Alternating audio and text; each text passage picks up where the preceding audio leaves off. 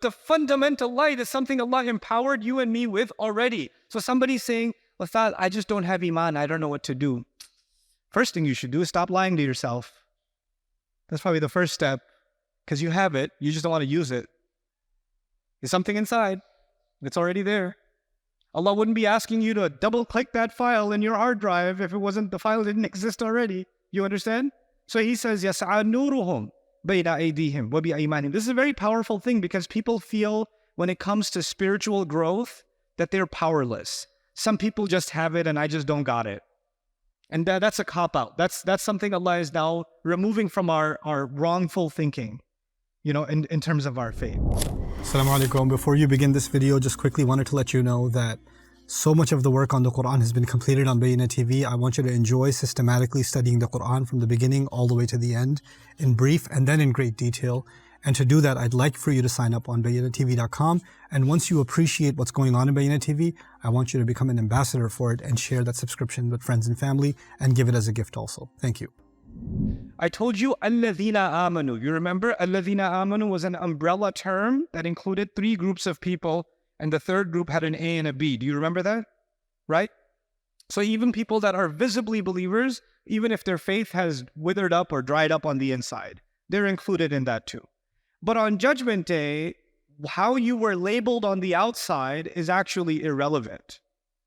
On Judgment Day, how I saw you and you saw me no longer matters. I see you as a believer, you see me as a believer. All of those labels and all of that benefit of the doubt, all of that is gone. Because Judgment Day is not about how we see each other. Judgment Day is about how Allah sees us directly, without all the filters, without all the social filters and the protections. None of them are there. In fact, the hypocrites, Allah describes the fact that they consider themselves Muslim is like a shield. اتَّخَذُوا أَيْمَانَهُمْ جُنَّةً. They took their faith, their oath, meaning their Islam, as a shield. In this life, it is a shield. But on Judgment Day, does anybody get to have a shield before Allah? No. تَرَكْتُمْ مَا خَوَّلْنَاكُمْ. You've left behind all the wrappings you were covered in. You're unwrapped. You're completely vulnerable. And so now Allah doesn't use the phrase الَّذِينَ آمَنُوا, those who believed, the verb form. He actually uses the nominal, the noun form, al-mu'minina wal-mu'minat, believing men and believing women. What's the difference between using the verbal form and the nominal form? I'll explain this in English to you guys. If I say he teaches, that's a verb or a noun? Teaches. That's a verb. But if I say he's a teacher, is that a verb or a noun? Now that's a noun, right? So teaches is a verb and teacher is a noun. Now, if I say he teaches, that means maybe he teaches on the weekends. Maybe he teaches sometimes. It's not a permanent thing. Maybe he teaches part-time. Maybe he teaches just in the summer, right? The verb is temporary. A verb, an act, doesn't define you because it's limited in its scope, either by the present or by the future or by the past or by the circumstance. It's limited. But when you call somebody a teacher, then you've kind of described a part of their identity. Like that's part of who they actually are, Like when you talk to somebody and you say, who are you? They say, I'm so-and-so, I'm Zainab, I'm Ahmed, I'm Kareem. Then you say, what are you? And they say, I'm a gamer, right? Or they say, I'm a TikToker, or I'm a blogger. Basically meaning I'm a useless human being that has no purpose in this universe. I'm a teacher, I'm something. But that is part of their identity, is it not? When Allah describes the believers, not those who believed, that's the verb. Those who believed, that's the verb. But now the noun is being used. Believer, male believers and female believers. That's the phrase that's being used. Believing men and believing women as a noun. You know what that means? These were the people that internalized that faith to the point that it became a part of their identity, coursed through their veins. They had it for real. It was solid within them. It was stable within them. Yes, faith goes up and down, and teachers have good days and bad days. Some days they're better teachers than other days. Isn't that what happens? But at the end of it all, they're still a teacher, aren't they? There are some people, yes, they'll have spiritual, fluctuation in their faith. Maybe Fridays will be higher than Saturdays. Ramadan will be higher than post-Ramadan. That'll happen. But at the core of it, there's there's a minimum temperature heat that maintains. That faith is there. And that's what characterizes them as al-mu'mineen. It doesn't mean they have the same level of faith all the time, but it does mean they maintain at least a minimum spiritual energy within them. And Allah said, and that energy, that constancy that they develop, that minimal constancy that they develop, that is now how they are being described on Judgment Day. So what used to be inside has now come outside. It used to be batin. Iman used to be batin. But on Judgment Day, Iman will become zahir. And in the beginning, in al-awwal, it used to be batin. And in al-akhir, it will become zahir. Why am I using these words? Because Allah said about Himself what? هُوَ الْأَوَّلُ وَالْآخِرُ وَالظَّاهِرُ وَالْبَاطِنُ.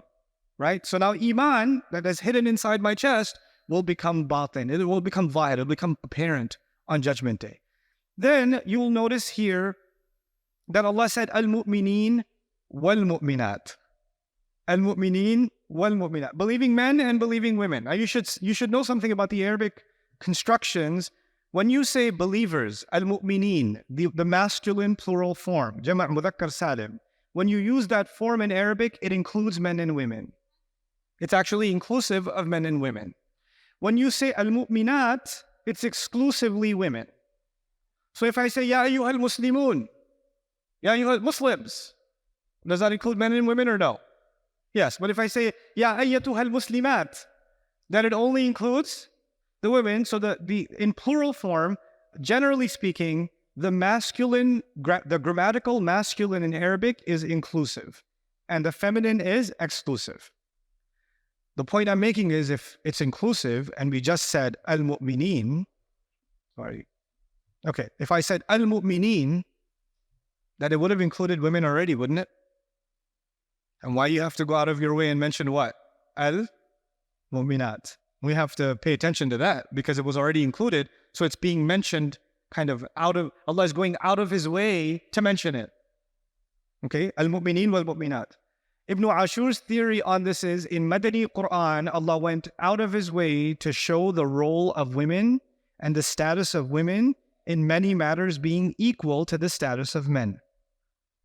And that's why Allah highlighted them, especially even though grammatically there's no need to specially outline them.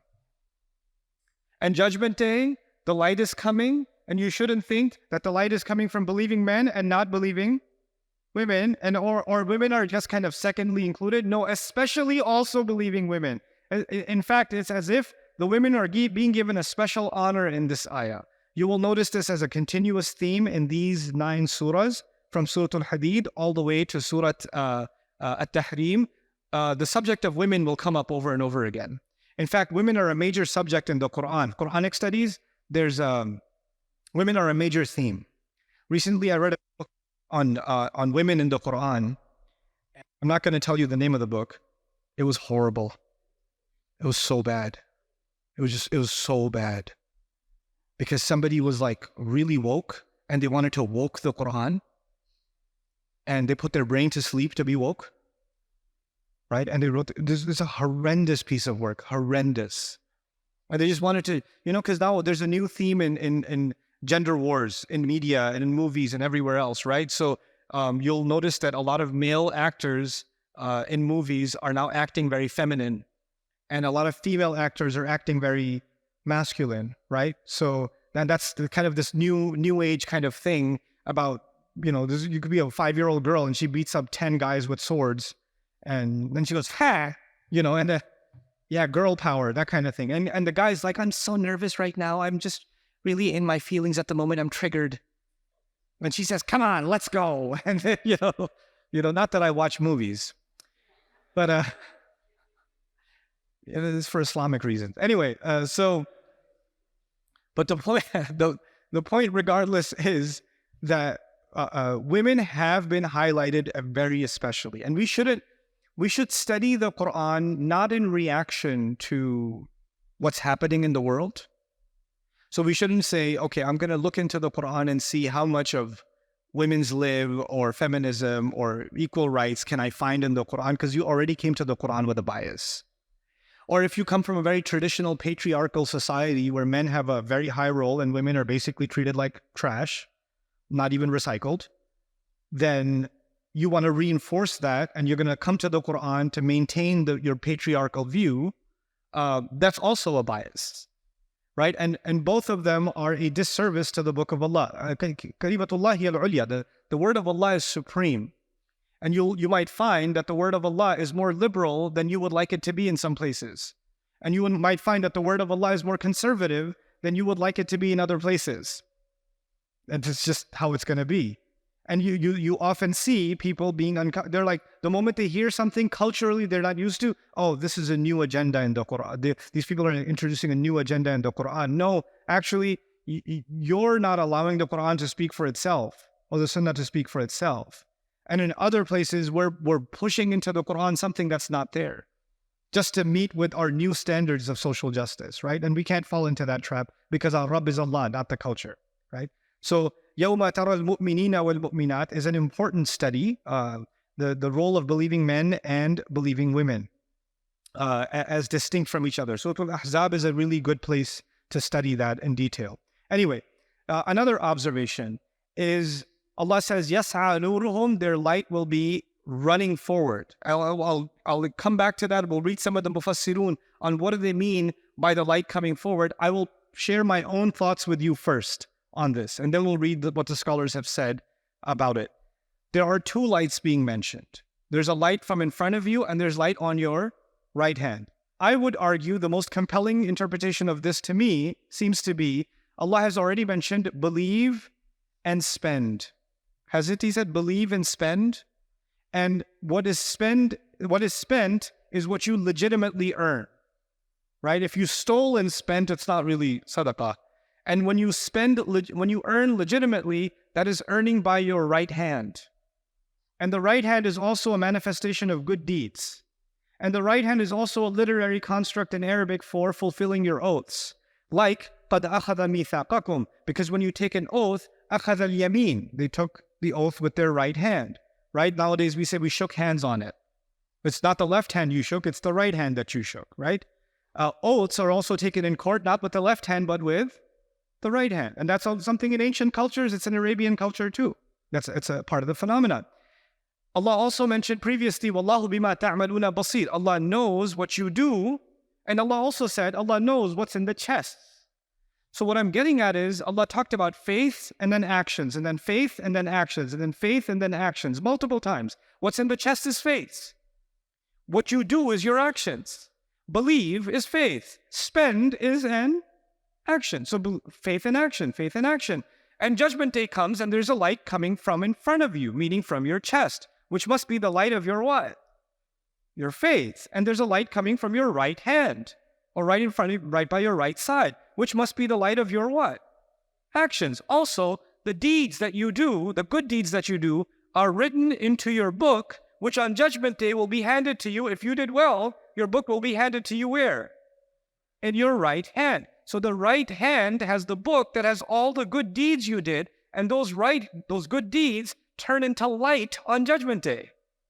Those good deeds are becoming light. The more good deeds you did, the more light's coming out of your right hand. And the more good deeds you did, it's probably because you had really strong faith. So the light in front of your chest is emanating even more. You understand? So both of those are corresponding to each other. The light of our faith, the light of iman, and the light of the right hand. And now go back to what Allah said in the previous passage, right in the center, in the heart of the section 2.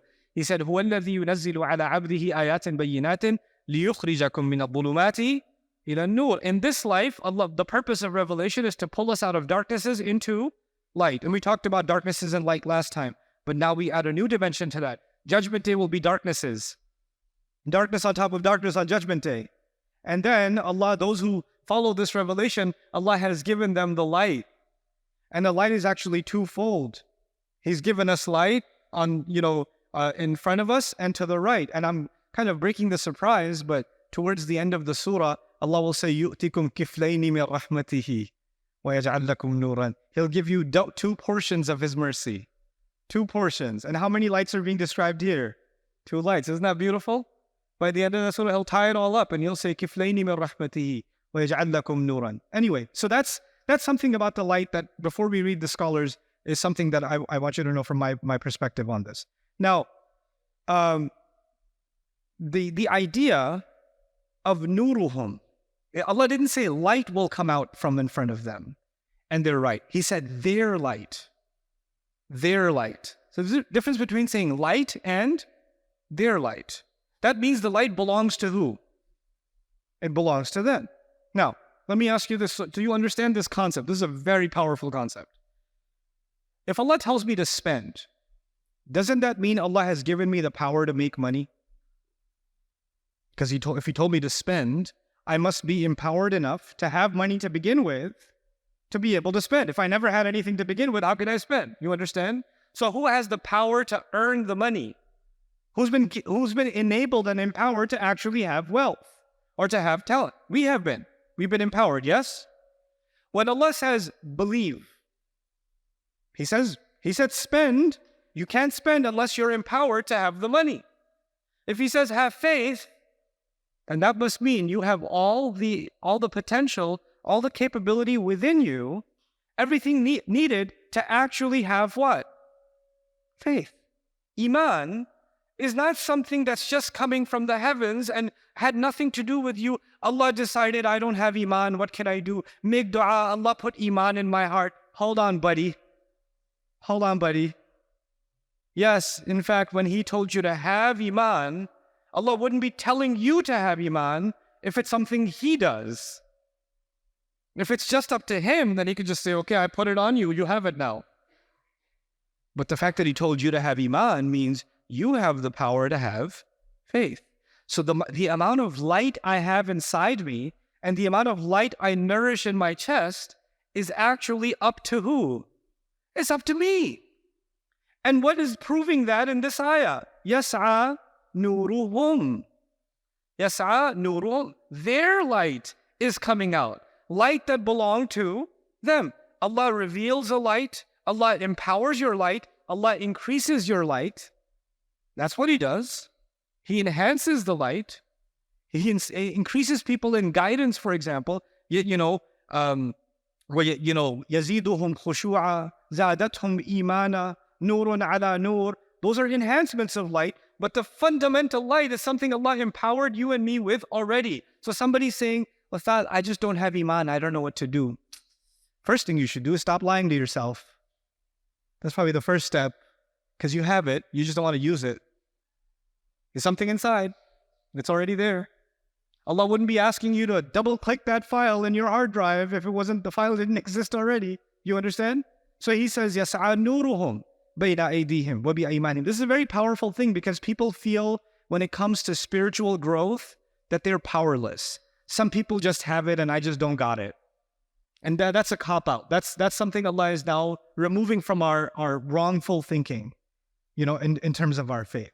So يَسْعَى نُورُهُمْ بَيْنَ أَيْدِيهِمْ وَبِأَيْمَانِهِمْ. And finally here I've written a note, النور الحقيقي والمعنوي, which means on Judgment Day, actually the light will physically feel like a light. An actual light in the dark, and you're walking towards Jannah because there's a light in front of you, and the light isn't all the way, it's not like the whole highway is lit. Imagine you have a flashlight or a torch,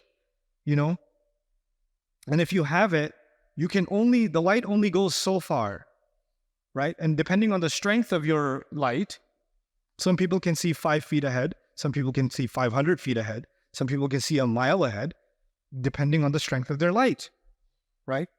And if back in the day, people used to have a torch, right? They lit the fire and they have a torch. What's the danger of having a torch? Over time, what might happen? The oil might run out, the fire might go out, a breeze might come and take it away. If you have a flashlight today and you're walking in the woods, what's the danger? The battery could die, right? So it's not like it's guaranteed that the light's going to stay. It could flicker out. So in Surah Al-Tahrim, we're going to find that this light that they're walking in, they're worried that it's not going to last. So they ask Allah as they're walking, the believers ask Allah as they're walking, رَبَّنَا أَتْمِمْ لَنَا نُورَنَا. Could you make our light complete for us? Because even though I had light, I had some faith, you had some faith, we had some good deeds, maybe the battery for our faith and our good deeds wasn't good enough to get us all the way to Jannah. I mean, it's good, but it's 1 mile good, it's half a mile good, but the walk is 10 miles. What are you going to do? Ya Allah, could you extend the battery life on this? So now what we're learning is Judgment Day salvation is about my efforts, my faith, my deeds, but in the end, that alone isn't enough. Who's going to complete the light? That's Allah. But you have to have light of your deeds and light of your faith to begin with for Allah to complete it. You have to have yours to begin with for it to be added to. You can't have nothing and say, Ya Allah, a little light, please. I got nothing over here. No, atmim lana nurana means the light's already there. Ya Allah, complete it for us, right? So that's an-nur al-haqiqi. An-nur al-ma'nawi means actually this light in this life, didn't look like physical light. It's not like when you turn the light off at home and you go to bed, your chest is like illuminating the room and your right hand is illuminating your room. You're like, so annoying, I can't sleep. Too much iman. Like, it's a spiritual light right now. It's within you right now, right? And where does that come from? These two things feed each other. The basic point, instead of getting super philosophical, these two things feed each other. What I feel about Allah and how my heart is attached to Allah depends on what I do. Prayer will help. Charity will help. Good company will help. Listening to a reminder will help. All of those things are me using my right hand. Fulfilling my promise will help. Doing the ethical thing will help. You know, the way I describe good deeds and spirituality is very similar to what Allah has done in nature with the body. The soul is similar to the body in some ways. The body is made up of multiple muscles. Yes? Your shoulders, your arms, your back, all through. You're made up of multiple muscles. The more when you exercise a muscle, it's sometimes it has to be uncomfortable for you to be able to get stronger. If you're a runner and you run for the first time, you're going to be, panting in 30 seconds. But the next day, you'll last 35 seconds, and the next day, 45 seconds, and the next day, 2 minutes.